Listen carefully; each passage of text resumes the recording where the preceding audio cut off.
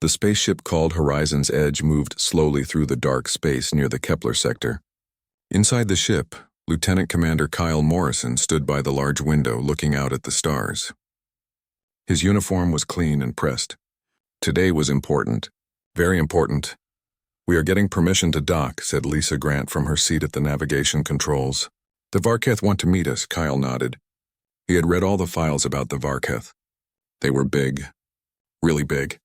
They stood 8 feet tall and had muscles that could break steel. Their claws were sharp like knives. Their teeth could tear through armor. They had evolved from hunters on a dangerous world. Every report said the same thing.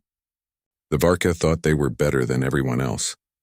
Captain Helen Brooks walked into the room. She looked calm, but Kyle could see the focus in her eyes. "Remember what we learned in the briefing," she said to everyone. "The Varketh respect strength. They respect people who speak directly. Do not show fear. Look them in the eyes. Do not step back when they try to scare you. They are testing us." The ship shook a little as it connected to the docking station. Kyle felt his heart beat faster. This was it. First contact with a species that had never seen humans as equals. They walked through the corridors of the Varketh station. Everything was huge. The doors were twice as tall as needed for humans. The hallways were wide enough to drive a truck through. This place was built for giants. The doors to the meeting hall opened. Kyle saw them. 5 Varketh stood in a half circle. They were even bigger in person than in the pictures. Their fur was the color of rust. It moved with each breath they took. Their eyes were like a predator's eyes, watching everything, measuring everything. The lead Varketh stepped forward. His name was War Leader Thrax. His voice was so deep it seemed to make the floor shake. "Humans, we have heard stories about your kind. Small, soft, weak. Yet you say you have conquered your home world." Helen stepped forward without any hesitation. She did not look afraid. "We do not just say it, War Leader, we did it. The same way you conquered yours." A sound came from Thrax's throat. The translator on Kyle's wrist said it meant laughter. "Big words from such fragile creatures. Come, we have food ready for you. We want to see how you handle yourselves." They walked through more corridors. Kyle noticed something. Young Varketh were watching them from doorways and corners. They looked curious. One of them, smaller than the others with lighter fur and bright amber eyes, seemed very interested in the humans. The dining hall was enormous. Tables were low to the ground where the Varketh could lie down while eating. The food was all meat. Some of it was raw, some was cooked until it was black, some of it still seemed to be moving. Kyle sat down carefully. He took a piece of cooked meat and began to eat. The Varketh watched every move the humans made. "You only eat cooked food?" asked Thrax. He was eating something that looked like it had been alive moments ago. "Mostly," Helen said. "But we can eat raw meat if we need to. We learned that cooking food gives us advantages. We get more nutrition from it. It kills things that might make us sick." One of the other Varketh made a sound of disgust. "Weak stomachs. You cannot handle what nature gives you." Kyle saw Helen's jaw get tight, but her voice stayed level. "Different paths, honored elder. We learned to use tools and fire. You learned to eat raw meat." Both ways worked. The young Varketh cub Kyle had seen earlier was getting closer. It moved between the adults very quietly. Its eyes were locked on Kyle with an intensity that made him feel uncomfortable. The meal continued. The Varketh asked questions. The humans answered. Slowly, very slowly, the tension in the room began to ease a little. Thrax seemed surprised that the humans did not act scared. "You do not fear us," Thrax said. It was not a question. "We respect you," Helen said. "Fear and respect are different things." "Most species fear us," said another Varketh. "They see our claws, our teeth, our strength. They know we could kill them easily, so they fear us." "We know you could hurt us," Kyle said, "but we also know we could hurt you. Maybe not in the same way, but humans have our own strengths." Thrax leaned back. "Interesting. You believe you are strong?" "We know we are," Helen said simply. The young cub was very close now. Kyle could see it clearly. It was probably a teenager in Varketh terms, all long legs and not fully grown yet. But even this young one had claws and teeth that could do serious damage. After the meal, Thrax stood. "Tomorrow we will show you our training grounds. You will see how Varketh warriors are made. Perhaps you will understand then what true strength looks like." "We look forward to it," Helen said. As they left the dining hall, Kyle felt eyes on him. He turned and saw the young cub watching him. Their eyes met for a moment. The cub tilted its head, curious. Back on the ship, the human delegation gathered to talk about the day. "They are testing us," Lisa said. "Every moment. Every word. They are looking for weakness. Then we show them none," Helen said. "We knew this would be hard. The Varketh have never met a species like us. They think physical strength is everything." "They are in for a surprise," said Dr. Peter Hughes, the ship's doctor. "Humans have survived things that would kill most species. We just need to show them that." Kyle looked out the window at the Varketh station. Somewhere in there, that young cub was probably thinking about the strange, soft creatures that had come to visit. He wondered what the cub was thinking. Did it see them as prey? As curiosities? As potential friends? He would find out soon enough. The next day, the humans returned to the station. Thrax met them with several other Varketh warriors. "Come," he said. "See how we train our young to be strong." The training grounds were impressive. Young Varketh practiced fighting techniques. They moved fast and hit hard. Each strike looked like it could break bones. The veterans watching them gave harsh corrections. Kyle stood at the edge, making notes on his datapad. He was recording everything for the official report. But he was also just watching. The Varketh were beautiful in their own way. Every movement had purpose. No energy was wasted. He felt it again. That sensation of being watched. He turned his head slightly and saw the amber-eyed cub standing a few feet away. Up close, he could see the curiosity in its eyes. "Hello," Kyle said quietly. He bent down a little to be less tall. The cub's ears moved forward. "You are the human Kyle," it said. Its voice was higher than the adult's. "I am Kresh. I have been studying your kind. Have you?" Kyle smiled. "What have you learned?" Kresh moved closer, walking in a circle around Kyle like it was examining prey. "You are small. You are weak. Your teeth are flat. They are not made for killing. Your claws are soft and useless." The cub was not being mean. It was just saying what it thought was true. "I do not understand how you survive." "We are tougher than we look, Kresh," Kyle said. "Impossible," the cub said firmly. "You have no natural weapons, no armor. Your skin is so thin I can see your blood moving under it." Kresh reached out one clawed hand and touched Kyle's arm gently. "You would die so easily." Kyle was about to answer when Kresh did something that would change everything. Maybe it was just being young and curious. Maybe it wanted to prove a point. Maybe it was just instinct. But the cub opened its mouth and bit down on Kyle's forearm. The bite was quick. Sharp teeth that were made to pierce thick hide pressed into human skin. Kresh clearly thought the human would scream. Would bleed. Would fall down. That is what happened when Varketh cubs tested their strength on training dummies and small animals. But Kyle Morrison had grown up on a rough colony world called New Pittsburgh. He had worked in steel mills where accidents happened every day. He had broken bones, been burned, been cut.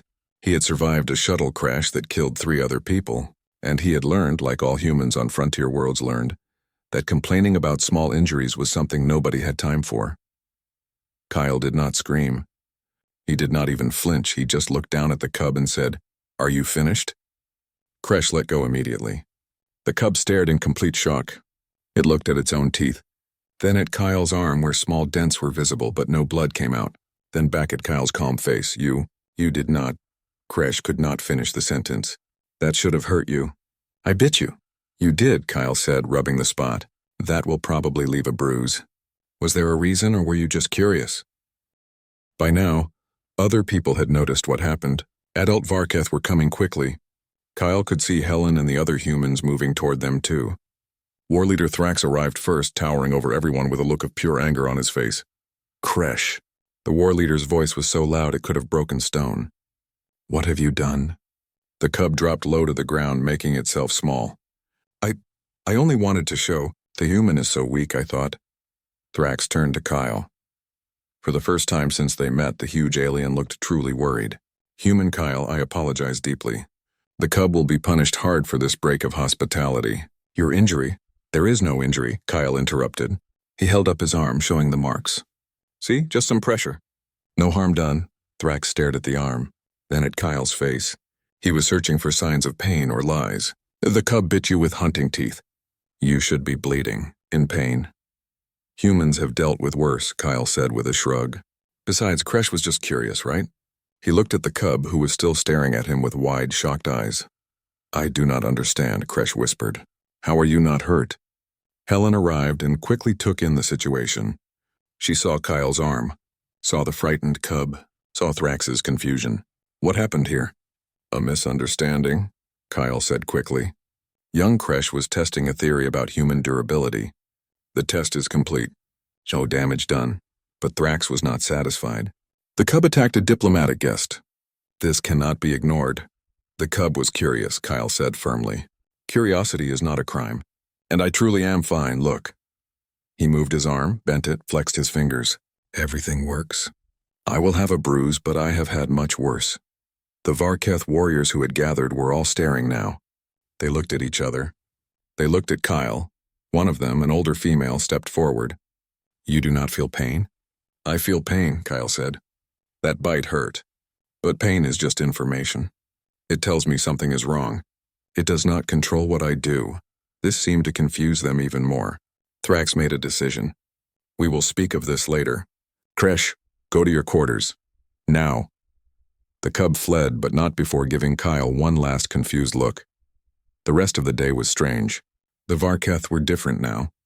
They still showed the humans around. They still talked about treaties and trade. But there was something new in their eyes. Questions, confusion, interest. That evening, Thrax sent a message to the human ship. He requested a private meeting. Just the leaders, Helen, Kyle, Lisa, and Dr. Peter Hughes, met with Thrax and several other important Varketh. They gathered in a small room, not the big ceremonial halls. Thrax started talking. "We must confess something. We invited humanity here not just for diplomacy. We wanted to understand you, to measure you." He paused. "You must know that we Varketh have built our civilization on strength. Every species we have met either submits to our power or is destroyed by it. There is no middle ground. But we confuse you," Helen said quietly. "Yes." The word seemed hard for Thrax to say. "Your ships are powerful, but not the strongest we have seen. Your weapons are effective, but not the deadliest. Your bodies are," he gestured at Kyle, "clearly fragile. Yet you do not submit. You do not fear us. And somehow you have built an empire in a dangerous galaxy." The older female from earlier leaned forward. Her name was Vera. "What happened with young Kresh today has shaken what we know. Please, we must know. Are all humans like this? Unable to feel pain?" "Oh, we feel pain," Kyle said. "Trust me, that bite hurt. But we are taught from when we are young that showing pain is often more dangerous than the pain itself."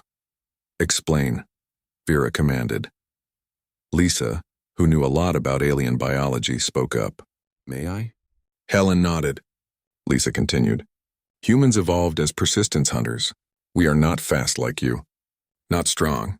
We have no natural weapons. But we have one advantage. We do not stop. Ever." She pulled up a holographic image showing Earth. "Our home world is a death trap. Extreme hot and cold. Countless predators. Diseases that change to fight our immune systems. Natural disasters. We survive not by being the strongest, but by being too stubborn to die." "Elaborate," Thrax said, leaning forward with intense interest. "Take pain, for example," Lisa continued. "Yes, we feel it. But human brains make chemicals that suppress pain when we are in danger. Adrenaline, endorphins. We can literally override our body's warning systems to keep fighting, keep running, keep surviving. Humans have walked on broken legs, fought with mortal wounds, kept working through injuries that would stop most species." She changed the display to show various human achievements. "We climbed the highest mountains on our world just to see if we could. We crossed frozen wastelands. We sailed across huge oceans in primitive boats, not because we needed to, but because we decided we wanted to." "But the cub's bite," Vera pressed. "Why no blood?" "Oh, there probably would have been blood if Kresh had bit harder," Kyle said. "But human skin is tougher than it looks. It has to be. We evolved losing our fur, which meant our skin had to do two jobs: regulate temperature and provide protection. Plus, we have something called pain tolerance. We can choose to some extent how much pain affects us." Another Varketh, an old warrior named Dax, spoke for the first time. "You choose not to show weakness." "It is more than that," Helen said. "We choose not to let pain stop us. In human culture, especially in frontier colonies and military service, you learn that complaining about minor injuries gets you nowhere. You patch yourself up and keep going. This is madness, Thrax said, but there was a note of respect in his voice. You are prey species that act like predators. We are neither, Helen corrected. We are humans. We eat both meat and plants. We can adapt. We have learned to thrive in any environment. We do not hunt for sport like predators, and we do not run like prey. We survive. Kresh, who had been allowed to attend since the cub started all this, spoke up timidly. When I bit you, human Kyle, you did not bleed much because your skin is strong. You did not cry out because you have trained yourself not to. But did it hurt? Kyle thought about the question seriously. Yes, Kresh, it hurt. But I have hurt worse. Much worse. So I decided that a curious cub's bite was not worth making a fuss over. You decided, Kresh repeated, wonder in the young voice. You chose your reaction to pain. All thinking beings can do that to some degree, Lisa said. But humans have developed it to an extreme. We call it willpower or determination or stubbornness. It is probably our greatest survival trait. Vera looked at the data on her screen. According to this, humans can function with injuries that would incapacitate most species. You have redundant systems. Your body can reroute blood flow. Your brain can shut off pain receptors. You heal remarkably fast. We had to, Dr. Peter Hughes said. On Earth, if you got hurt and could not keep moving, you died. So our bodies evolved to keep us moving even when damaged. Thrax stood and walked to the window, looking out at the stars. We thought we understood strength. We have claws, teeth, muscle, armor. We can tear through steel with our bare hands. We thought this made us the strongest species in the galaxy. He turned back to face the humans. But you have shown us something different. You have strength we cannot see. Strength of will. Strength of spirit. You are injured and you simply decide the injury does not matter. It is not always that simple, Helen said honestly. Humans do break, we do die. We feel fear and pain just like everyone else. But we have learned across thousands of years that giving up is the only sure way to lose. So we do not give up, Dax spoke again. I have fought in 100 battles across 50 worlds. I have seen brave warriors and cowards, but I have never seen anyone take a bite from a Varketh cub and act like it was nothing. It was not nothing, Kyle said. It hurt, it was unexpected. It was potentially dangerous, but it was also a young person being curious. I have nieces and nephews back on Earth.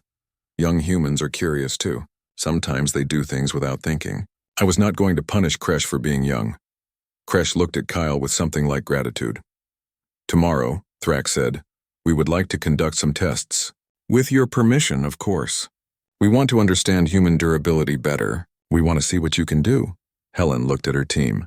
They all nodded. We agree. As long as the tests are safe and supervised. They will be, Vera promised. We are scientists, not sadists. We want to learn, not harm. The meeting ended, but as they were leaving, Kresh approached Kyle hesitantly. Human Kyle? I'm sorry I bit you. Kyle bent down to the cub's level. Kresh, you gave me something valuable today. You gave me a chance to show my people and yours that humans are tougher than we look. You started a conversation that needed to happen. So thank you. You are strange, Kresh said, but the cub was smiling in the Varketh way. But I think I like strange. Back on the ship, the humans talked about what had happened. They are re-evaluating everything they thought they knew, Lisa said. The Varketh have based their entire society on physical strength. We just showed them that strength comes in different forms. Do you think they will accept it? Peter asked. I think they have to, Helen said, because we are not going away. We are not submitting, and we are not going to pretend to be weak just to fit their expectations. Kyle touched his arm where the bite marks were already fading to light bruises. Kresh is a good kid, curious, brave enough to test assumptions. The next morning started with something unexpected. Kresh was waiting for the humans when they arrived at the station. The young Varketh had been given permission to spend the day with them. I want to learn, Kresh announced, about humans. About how you are strong in ways I do not understand. Kyle smiled. Then stick with us. You might be surprised. They started in the medical facility where Vera and her team had set up various tests. Dr. Peter Hughes was there to monitor the humans and make sure nothing went too far. We will start simple, Vera said. She had a device that measured skin thickness and durability. Please place your arm here, Kyle went first. The device ran tests, measuring how much pressure his skin could take before breaking. The results made Vera's eyes go wide. This is remarkable, she said. Your skin is much thinner than ours, yes, but it is incredibly flexible and resistant to tearing. It can stretch and bend without breaking. Humans are flexible, Lisa explained. We need to be. Our ancestors had to run, climb, swim, and crawl through tight spaces. Rigid armor would have slowed us down. Kresh watched everything with huge eyes. But if your skin is thin, how does it protect you? Layers, Peter said. We have skin, then fat, then muscle, then more layers. Each layer does something different. Skin keeps things out. Fat stores energy and cushions impacts. Muscle lets us move. It all works together. Vera moved to the next test. This one measured pain response. She had a device that gave small electric shocks. We want to see how humans react to pain, Helen volunteered. Vera started with a very small shock. Helen felt it but did not move. Vera increased it. Helen's jaw tightened, but she stayed still. Vera increased it again. You can feel this, yes? Vera asked. Yes, Helen said through gritted teeth. It hurts, but you do not pull away. No. Vera increased the shock one more time. Helen's hand trembled slightly but stayed in place. Enough, Peter said firmly. We have proven the point. Helen removed her hand, shaking it out. That was not pleasant. But you endured it, Thrax said. He had been watching the whole time. Why? Because I chose to, Helen said simply. Pain is a signal. It tells me something is wrong. But I can decide how important that signal is. The shock hurt, but it was not damaging me, so I chose to endure it to prove a point. Kresh approached the device cautiously. May I try? Vera looked at Thrax, who nodded. She set the device to the lowest setting and let Kresh touch it. The cub yelped and jumped back immediately. It hurt. Kresh said, surprised. Yes, Kyle said. That is what pain does. It hurts. The difference is that we humans have trained ourselves to not always react to pain immediately. We think about it first. That seems impossible, Kresh said. Watch, Kyle said. He put his hand on the device. Vera set it to a medium level. Kyle felt the shock, felt his nerves screaming at him to pull away, but he kept his hand there, counting slowly to 10 in his head. Then he removed his hand, you see? Kyle said. I felt the pain. My body wanted me to move, but I decided not to. Not yet. Kresh stared at him like he was seeing magic. The tests continued. They measured human endurance next. Vera had them walk on a treadmill while monitoring their vital signs. Lisa volunteered. Lisa started walking at a normal pace.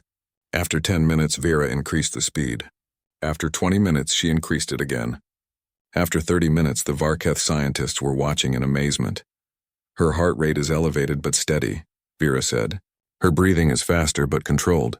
She shows no signs of exhaustion. How long can you continue? Thrax asked Lisa. Hours, Lisa said, not even breathing hard. Humans are built for endurance. Our ancestors would chase prey for entire days. We would follow an animal until it collapsed from exhaustion. Then we would catch it. You hunted by outlasting your prey? Dax asked, sounding amazed. Yes, Lisa said. We are not fast, but we can keep going long after faster animals have given up. We sweat to cool down. We have efficient lungs. Our legs are designed for distance, not speed. After an hour, Vera stopped the test. Lisa stepped off the treadmill, barely winded. Incredible, Vera muttered, looking at the data. Kresh walked beside Kyle as they moved to the next area. Human Kyle, may I ask a question? Always. Why do humans train themselves to ignore pain? Would it not be easier to just avoid pain? Kyle thought about how to explain it. Kresh, imagine you are hunting. You are chasing prey. You step on something sharp and it hurts your foot. If you stop running, you lose the prey and your pack goes hungry. What do? I would keep running, Kresh said slowly. The pack needs to eat. Exactly, Kyle said. Sometimes the pain is less important than the goal. Humans learned this lesson very well. We learned that if we stopped every time something hurt, we would die. So we trained ourselves to push through pain when we needed to. But how? Practice, Kyle said. Human children fall down a lot. They scrape their knees. They bump their heads. And adults tell them to get up, brush it off, and keep playing. We learn young that minor pain is not the end of the world. They reached the training area. Thrax had arranged a demonstration. We want to see human combat abilities, he said. Helen stepped forward. I will represent us. Thrax gestured to a young Varketh warrior. This is Rax. He is skilled but still learning. We thought a fair match. Even still learning, Rax was huge compared to Helen. He had claws, teeth, and massive strength. Helen had her training and her wits. Rules? Helen asked. No killing blows, Thrax said. First to submit or be unable to continue loses. Helen nodded. She took a ready stance. Rax attacked fast, expecting to overpower the small human quickly. But Helen was not there when his claws arrived. She had moved, using Rax's own momentum against him. She struck at a weak point behind his knee. Rax stumbled. The fight continued. Rax was stronger and had natural weapons. But Helen was faster, smarter, and more adaptable. She did not try to match his strength. Instead, she used it against him. When Rax grabbed her arm, she did not pull away. She moved closer, inside his reach where his long arms were less effective. She struck pressure points. She used leverage. She made him work for every inch.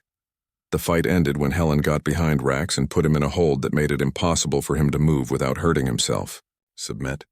she asked calmly. Rax, breathing hard, nodded. "I submit." They separated. Rax looked at Helen with new respect.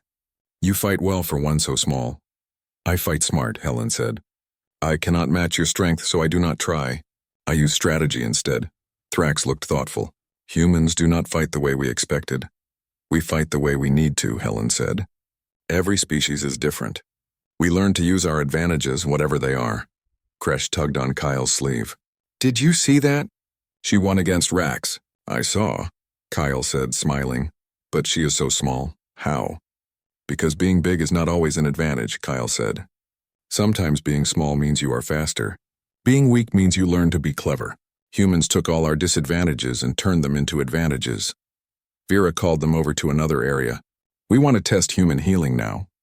Do you have any current injuries?" Kyle showed her his arm where Kresh had bitten him yesterday. The marks were still visible but already fading. Vera examined it closely. "Remarkable," she said. "This injury is less than a day old. Already it is mostly healed. How?" "Human bodies prioritize healing," Peter explained.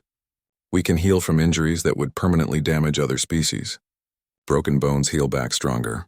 Cuts close quickly. Even major organs can regenerate to some degree." "Why?" Vera asked. "Because on Earth, if you did not heal fast, you died," Peter said. "Infection, predators, starvation. Injured humans needed to recover quickly or they would not survive." Thrax spoke up.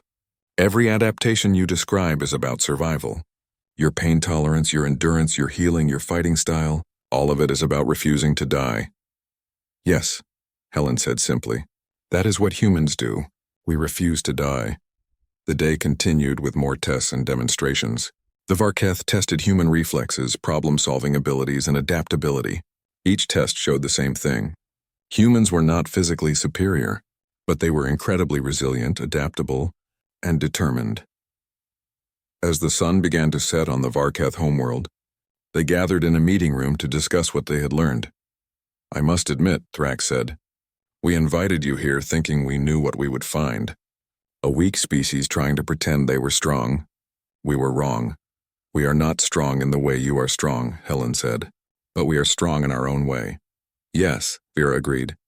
"You have shown us that strength is not just about muscles and claws. It is about will, about the refusal to give up." Kresh, who had been quiet for a while, spoke up. "I bit human Kyle yesterday. I expected him to bleed and cry. Instead, he asked if I was finished. I have been thinking about that all day." "And what have you learned?" Kyle asked gently. "That I know less than I thought I knew," Kresh said. "I thought I understood strength. But human strength is different. It is quiet. It is inside. It is choosing not to fall down even when you want to." "That is very wise, Kresh," Helen said. Thrax stood. "Tomorrow we will continue these discussions. But tonight we celebrate. You humans have earned our respect. That is not something we give easily."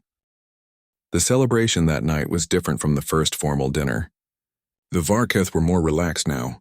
They asked real questions instead of testing questions. They wanted to understand, not judge. Kresh sat next to Kyle, asking endless questions about Earth and human life. The young Varketh's curiosity was bottomless. "What is Earth like?" Kresh asked. "Dangerous," Kyle said honestly. "Beautiful but dangerous.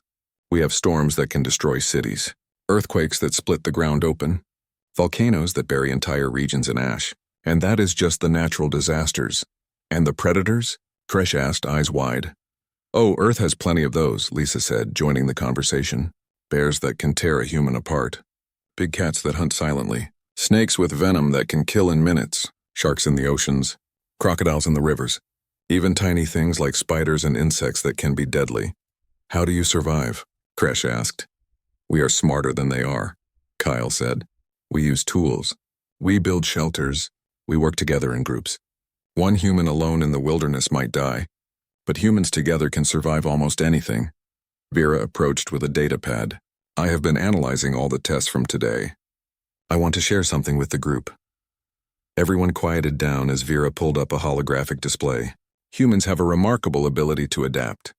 But it is more than just physical adaptation. It is mental adaptation too. She showed images of human brain scans. When faced with pain or stress, human brains can literally change how they process information. You can train yourselves to endure more, to push harder, to ignore signals that would stop other species. Is that not dangerous? Asked Dax. Pain exists to warn you of damage. It can be dangerous, Peter admitted. Humans sometimes push too far and hurt themselves badly. We can ignore pain so well that we do not notice when we are actually damaging our bodies. It is a double-edged sword. But it also lets us do impossible things, Helen added. She pulled up her own data. Let me tell you a story from Earth history. There was a human named Hugh Glass. He was attacked by a bear, mauled badly. His companions thought he would die, so they left him. But Hugh Glass did not die. He crawled and walked over 200 miles to reach help. With a broken leg. With wounds that should have killed him. It took him 6 weeks. The Varketh listened in stunned silence. That is one story, Helen continued. But Earth history is full of them. Humans who survived falls that should have killed them. Humans who lived through disasters. Humans who kept fighting with mortal wounds. Humans who refused to die. Thrax shook his head slowly. You speak of these things like they are normal. For humans they are, Kyle said. Not common, maybe. But not shocking either. We know what our species is capable of when pushed to the limit. Tell me more, Kresh begged. More stories about humans surviving impossible things. Over the next hour, the humans shared story after story. A pilot who landed a damaged plane and saved everyone on board. A climber who cut off his own arm to escape from a rock. A woman who fell from the sky when her plane exploded and lived. A man who was trapped under a boulder for days and survived. Each story made the Varketh more amazed and more thoughtful. We have warriors who die from wounds less severe than these, Dax said quietly. Yet you speak of civilians, ordinary humans doing these things. Any human can be extraordinary when they need to be, Lisa said. That is our secret.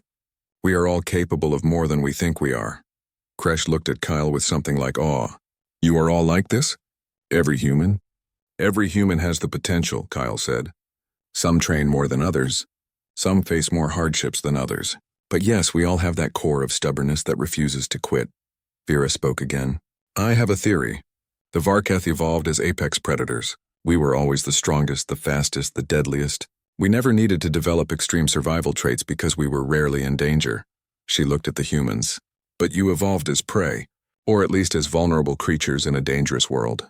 Every adaptation you have is about not dying. Pain tolerance so you can keep running from predators. Endurance so you can outlast them.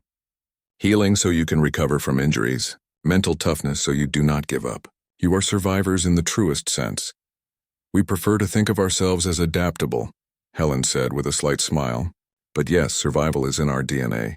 The celebration continued late into the night. The Varketh and humans mixed freely now, sharing stories and knowledge. Barriers were breaking down. At one point, Kresh asked Kyle a serious question. When I bit you and you did not react, were you scared at all? Kyle thought about it. A little, he admitted. I did not know what you were going to do. I did not know if you would bite harder or stop. But I also knew that showing fear would make things worse, so I stayed calm. You controlled your fear, Kresh said. Yes. Humans feel fear just like everyone else. But we have learned to not let it control us. We feel the fear and do what needs to be done anyway. That is very brave, Kresh said quietly. Or very stubborn, Kyle said with a laugh. Sometimes it is hard to tell the difference. As the night ended, Thrax called everyone together. Tomorrow, we will have important discussions about the future, about what relationship the Varketh and humans will have. But tonight I want to say something. He looked at the human delegation. We Varketh have ruled our corner of space through strength. We have conquered dozens of worlds. We have defeated every enemy. We thought we knew everything about power and strength. He paused. You humans have taught us that we were wrong. Strength is not just in claws and teeth. It is in will. In determination. In the refusal to accept defeat. You have shown us a different kind of strength, and we respect it. The Varketh all made a gesture, placing their clawed hands over their hearts. It was a sign of deep respect. Helen returned the gesture with a human salute. We thank you for your hospitality and your open minds. The Varketh are mighty warriors, but you are also wise enough to see truth when it is shown to you. That is rare and precious. Back on the ship, the human delegation gathered one last time before sleep. I think we did it, Lisa said. I think we actually earned their respect. More than that, Peter said. I think we changed how they see the universe. They thought might made right. Now they are questioning that. Helen nodded. Tomorrow will be crucial. They will decide if they want to be our allies or if we are just an interesting curiosity to them. Kyle looked out at the Varketh station. He could see Kresh in one of the windows looking back at the human ship. The young Varketh waved. Kyle waved back. I think we have at least one friend over there, Kyle said. Kresh is a good kid, Helen agreed. Curious, brave, willing to admit mistakes. If more Varketh are like that, we have a real chance at friendship. The next day started with a formal council meeting. All the important Varketh leaders were there. The human delegation sat across from them.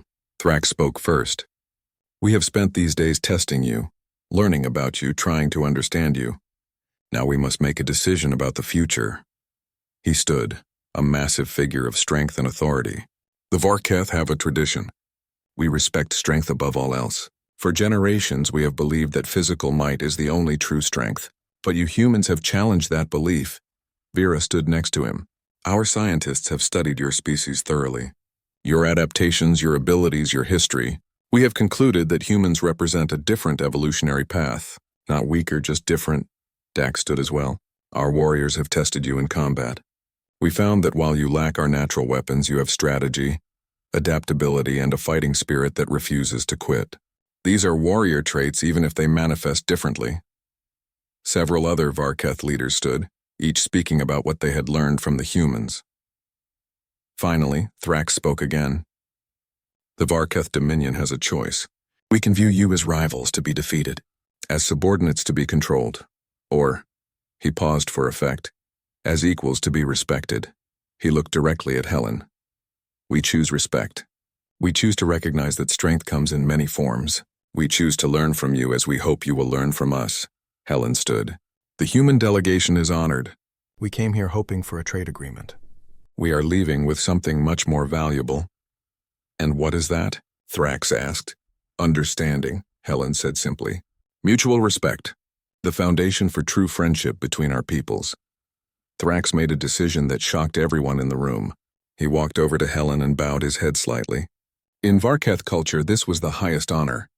It meant he saw her as an equal, maybe even as pack family. The Varketh formally request an alliance with humanity, Thrax said, not as masters and servants, but as partners. As packmates, the word sent a shock through the room. Packmates was sacred to the Varketh. It meant family. It meant absolute loyalty and respect. Helen bowed in return. Humanity accepts with great honor. The room erupted in discussion. This was unprecedented in Varketh history. They had never offered packmate status to another species before. The rest of the day was spent working out the details of the alliance. Military cooperation, technology sharing, cultural exchanges, trade agreements. But the most important part, the part that would shape the future, was the education program. Kresh had asked to speak to the council. The young Varketh stood nervously before all the leaders in the human delegation. Honored elders, Kresh began, voice shaking slightly. I have a request. I want to go to Earth. I want to learn more about humans. I want to see the world that creates such strong people. Thrax looked at the cub with surprise. You want to leave our homeworld? To live among aliens? Yes, Kresh said more firmly. I bit human Kyle because I thought I understood strength. I was wrong. I want to learn the truth about strength, about survival, about being strong in different ways, Kyle spoke up. If I may, War Leader, I think this is a wonderful idea. Let our young people learn from each other. Let Varketh cubs see Earth. Let human children visit your world. Understanding between species starts with the young. Thrax considered this. Then he smiled, showing his impressive teeth. You are wise, human Kyle. Yes. Let us begin a student exchange program. Young Varketh will go to human worlds. Young humans will come here. They will learn that strength has many faces. Vera added her support. From a scientific viewpoint, this is invaluable. Our young people learning different ways to think, to solve problems, to survive. It will make both our species stronger. The council agreed. Within hours, they had outlined a program. 20 young Varketh would go to various human colonies. 20 human students would come to the Varketh homeworld. They would spend a year learning, sharing, growing. Kresh was chosen as one of the first. The young Varketh was thrilled and terrified in equal measure. What if I do something wrong? Kresh asked Kyle privately. What if I hurt someone by accident? I am so much bigger and stronger than humans. Then you will apologize and learn from it, Kyle said. Just like you did when you bit me. Kresh, making mistakes is how we learn. The important thing is being willing to admit the mistake and do better. You really think I can learn to be strong like humans? Kresh asked. I think you can learn to be strong like Kresh, Kyle said. You do not need to be exactly like humans or exactly like Varketh. You can be your own kind of strong. That is what we all should aim for. As the horizon's edge prepared to leave, a huge crowd of Varketh gathered to see the humans off. What had started with suspicion and testing had become something beautiful. Friendship. Thrax gripped Helen's hand firmly.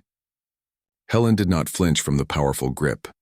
Your people are going to change the galaxy, Thrax said quietly. So are yours, Helen replied.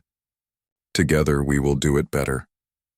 Kresh gave Kyle a Varketh farewell, a gentle headbutt that still nearly knocked the human over. I will see you again, friend Kyle, and next time I promise I will not bite you. Kyle laughed. I appreciate that. Though honestly, I am glad you did. It started something important. What did it start? Kresh asked. It started two species really seeing each other, Kyle said. Not as predator and prey, not as strong and weak, but as equals with different strengths. Your bite taught both our peoples something valuable. As the ship pulled away from the station, the human delegation gathered at the observation deck to watch the Varketh homeworld grow smaller. We did good work here, Lisa said. Better than good, Peter added. We made real friends. Created a real alliance, Helen smiled watching the stars. All because a curious cub bit Kyle and learned that humans do not break easily. Kyle rubbed his arm where the bite marks had completely faded.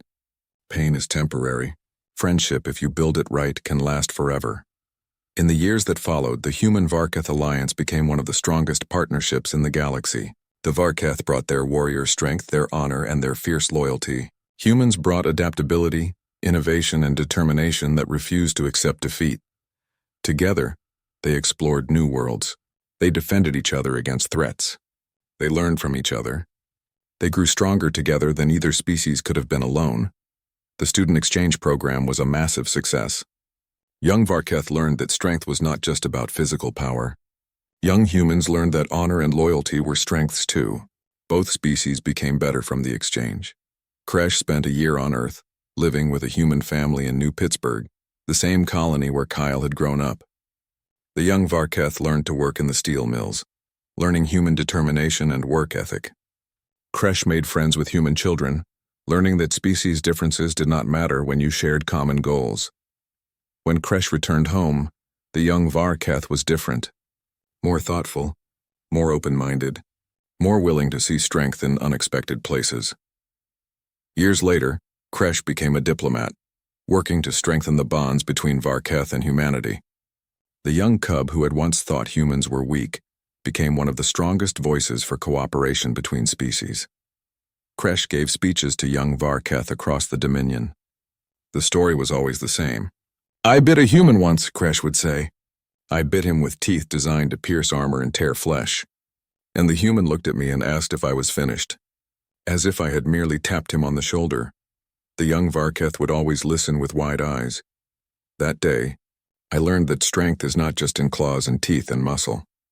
Sometimes the strongest thing in the universe is the quiet choice to not fall down, no matter what hits you. Humans taught me this, and in teaching me they changed our entire civilization. Kresh would pause, looking at the young faces. The Varketh were once a species that thought only of physical strength. We thought we were the peak of evolution, the perfect predators. But we were wrong. We had become so focused on one kind of strength that we missed all the others. Humans showed us that a soft body can hide an unbreakable spirit, that being small does not mean being weak, That losing your natural weapons forces you to develop your mind into the sharpest weapon of all. They taught us that true strength is not about never falling down. It is about always getting back up. The alliance grew stronger every year. Varketh warriors and human soldiers trained together, each learning from the other. Varketh scientists and human researchers worked on projects that neither could have completed alone. Varketh artists and human creators made beautiful things that blended both cultures. And it all started because a young Varketh cub named Kresh bit a human named Kyle and discovered that the soft, small, seemingly fragile creatures were actually made of something stronger than steel. They were made of determination, of stubbornness, of the absolute refusal to quit, no matter how hard things got. They were made of the kind of strength that does not need claws or teeth or armor. The kind of strength that comes from within, from the unbreakable core of the human spirit that says, simply and firmly, "I will not give up." Kyle, now much older, sometimes met with Kresh to remember those early days. They would sit together, a human and a Varketh, and talk about how far both their species had come. "Do you remember being scared when I bit you?" Kresh would ask, the same question from years ago. And Kyle would give the same honest answer, "A little. But I was more curious than scared. I wanted to see what would happen next." And what did happen next? Kresh would ask, even though they both knew the answer. "We became friends," Kyle would say. "We built a bridge between two species. We proved that different does not mean enemy. We showed the galaxy that cooperation is stronger than conquest." Kresh would nod, satisfied. "Because I bit you and you did not break. Because you were curious enough to test your assumptions," Kyle would correct. "And brave enough to accept the truth when your assumptions were wrong. That takes real courage, Kresh." Their friendship became a symbol of what the alliance represented. A Varketh and a human, so different in almost every way, united by respect and genuine affection. Children of both species grew up hearing the story. Human children learned that being different was not bad, that other species had their own strengths, that working together made everyone stronger. Varketh cubs learned that physical strength was not everything, that small could be mighty, that the spirit mattered more than the body. Both species learned that the galaxy was big enough for different kinds of strength to exist. That cooperation was better than conquest. That friendship was more valuable than dominance, and all of it, every bit of it, traced back to a single moment on a Varketh training ground. A moment when a curious cub bit a human to test a theory. A moment when the human refused to show pain. A moment when both of them learned something that would change their worlds forever. The galaxy was a better place because of that bite. Because two species looked past their differences and saw the strength in each other. Because a predator cub learned that the prey was not prey at all. Because a human showed that soft did not mean weak. Because both of them were brave enough to be friends, and in the end, that made all the difference.